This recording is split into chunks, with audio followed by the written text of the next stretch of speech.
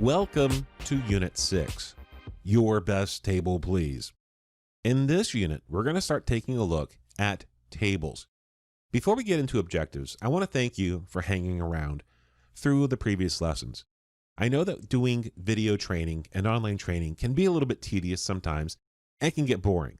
So the fact that you're hanging on and still moving through these is absolutely awesome. You've already passed the halfway point, and so from here on out, things get easier. Let's take a look at our unit objectives. Create a table from a cell range and then convert it back to a cell range. Add and remove columns and rows from a table. Apply and configure table style options. Insert total rows. Filter records. Sort data by multiple columns.